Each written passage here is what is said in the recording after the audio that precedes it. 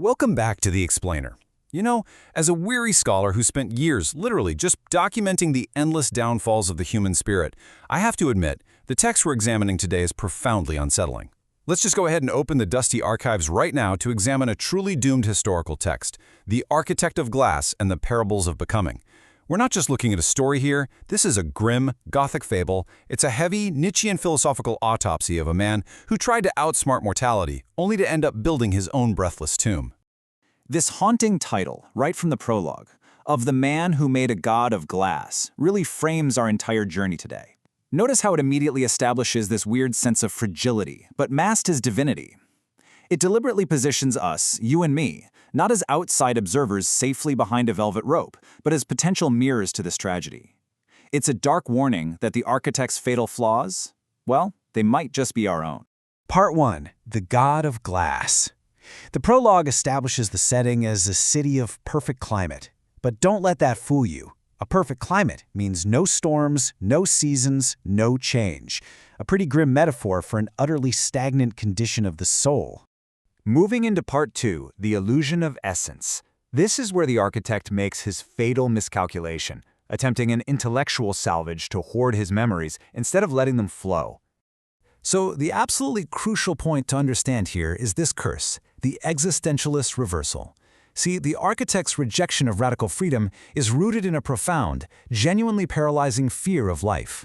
He basically wants the ultimate cheat code, trying to achieve essence without existence. Now, if we look at this through a Nietzschean lens, we'd contrast this directly with the Übermensch, right? The overman who joyfully embraces the chaos of becoming, affirming life by constantly overcoming himself through brand new actions and choices. But our architect? He's the absolute opposite. He is terrified of that continuous, exhausting demand to define himself through unpredictable choices. He wants the finality of a completed painting while he's still holding the brush. So how exactly does he try to bypass this radical freedom?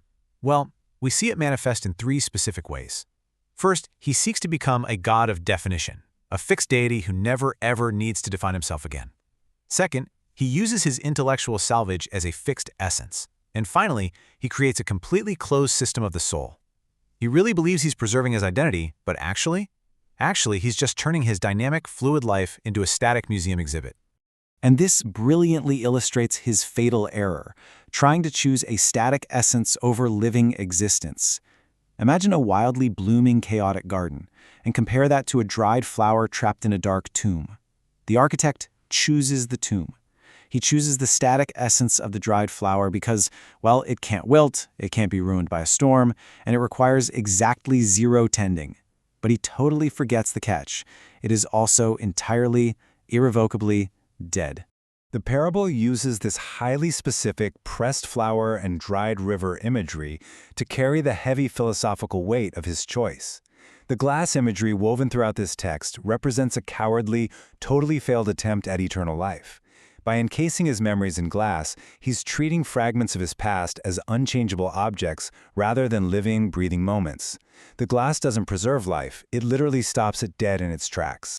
Turning the page to Part 3, the Cosmic Void, where we witness the inevitable onset of spiritual entropy in his completely closed system.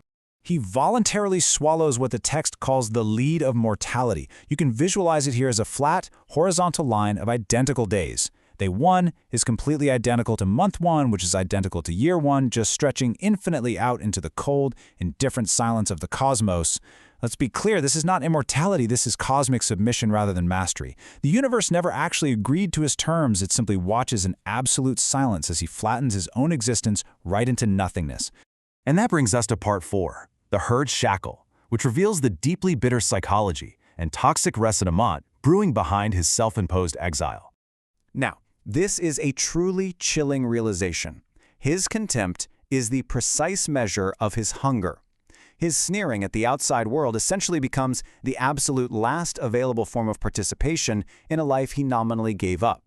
He sits back behind his pristine glass walls and judges everyone out there surviving the storm, but his contempt, it simply measures how deeply, how desperately he still hungers for existence. He is literally starving to death on his own perceived superiority. Finally, we reach Part 5, The Grave Dance. This brings us to a shattering climax in the mirror scene where the illusion utterly breaks. The spirit of becoming, that unstoppable, chaotic force of life and time, finally returns. But it definitely doesn't return as some gentle redemption. No, it returns as a violent, unpermissioned crack in the glass. The quote we have here is just devastating. The glass was never protecting the moment. It was suffocating it. Those pristine, perfect frames he built, they weren't shields against mortality. They were airtight coffins, revealing the horrifying reality of his own self-suffocation. The text leaves us with this final, truly indelible image, his hand raised, touching the cracked glass. Pure understanding washes over him as he realizes he's no god of definition. He is a prisoner, trapped on the wrong side of a breathless, static tomb of his very own making. He tried to lock time away, but instead, he just locked himself out of life. So I'm going to leave you with this final echoing question today.